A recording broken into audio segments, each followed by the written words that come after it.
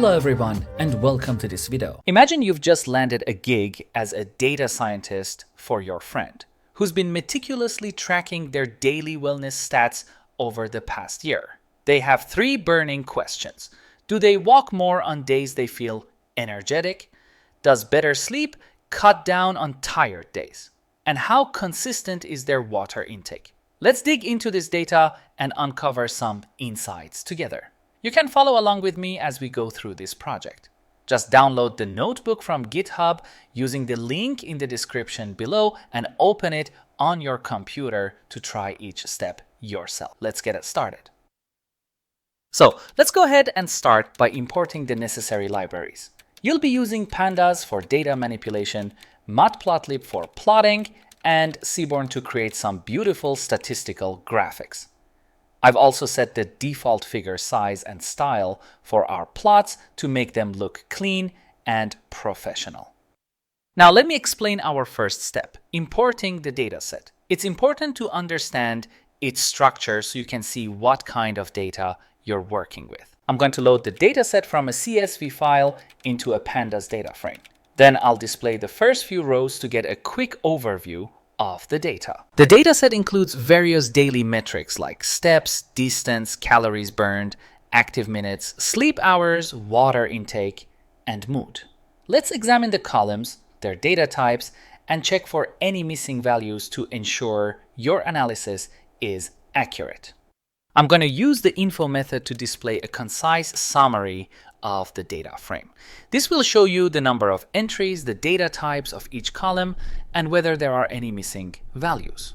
So we can see that the dataset has 500 entries and 8 columns with no missing values.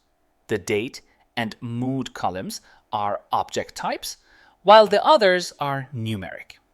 Let's make sure the date column is treated as a date and sort the data accordingly to maintain chronological order. I'm going to convert the date column to a date-time format and sort the data by date.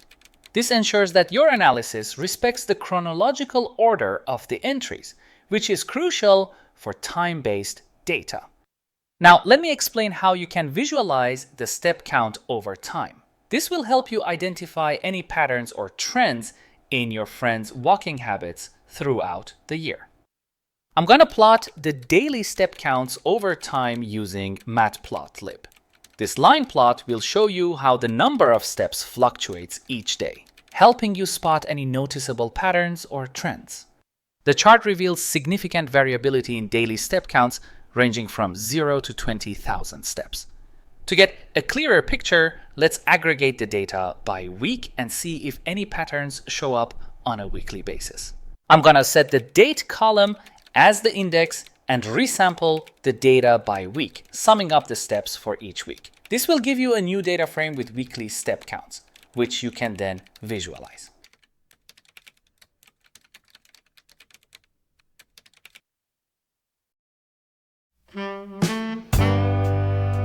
Please take a moment to like this video, as it is going to be a great help, and don't forget to subscribe to my channel.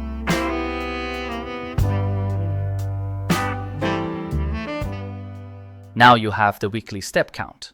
Amazing. I'm going to plot the weekly step counts over time. This will help you see how the total number of steps varies from week to week, providing a clearer view of any long-term trends. By looking at this chart, you can see inconsistent step counts. Some weeks jump above 150,000 steps, while others drop below 50,000. This suggests that your friend may have bursts of motivation followed by quieter periods, which is common in fitness journeys. The steady cluster around weeks 46 to 50 might indicate a more stable routine forming toward the end of the year. Now, let me tell you about how you can explore the relationship between mood and step count. Let's see if certain moods are associated with higher step counts. I'm going to use a box plot to visualize the distribution of step counts for each mood. This will help you see if there's a connection between how your friend feels and how much they walk. By looking at this chart, you can see that energetic days had the highest median step count, indicating more movement when feeling good. Sad and happy moods showed the lowest median steps, while stressed and tired days still had decent activity, possibly due to stress walking. This supports the idea that when your friend feels energetic, they move more. Let's take another look at your dataset to refresh your memory of the available data and its structure. Now, let's use a violin chart to see how sleep hours vary across different moods. This will give you a better understanding of how mood might affect sleep patterns. I'm going to create a violin plot to visualize the distribution of sleep hours for each mood. This will show you the range and distribution of sleep hours, helping you identify any patterns related to mood. So you can see that tired days had a wide spread in sleep hours, sometimes low, sometimes high. Energetic moods usually follow consistent sleep around 7 hours. Sad and stressed moods cluster around 6 to 7 hours, while happy moods had the most variation, ranging from about 4 to 12 hours. Now, let me explain how you can explore the correlation between different health metrics. This will help you understand the relationships between various aspects of your friend's wellness data.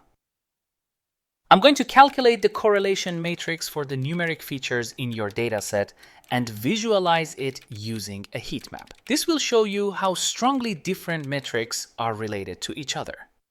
Looking at your correlation matrix, you can see that steps, distance, calories burned, and active minutes are perfectly correlated, meaning they move together. Sleep hours have a very weak negative correlation with other metrics, indicating no meaningful relationship with physical activity. Water intake shows a slight positive correlation with activity metrics, suggesting a tiny tendency to drink more water on active days. In summary, steps, distance, calories, and activity minutes are tightly linked, while sleep hours and water intake don't strongly connect to movement or each other. Amazing! Now we can send this report to your friend. Please let me know in the comment section if you have any questions or if you would like more projects like this. Thank you so much for watching this video. Don't forget to subscribe my channel and see you next time.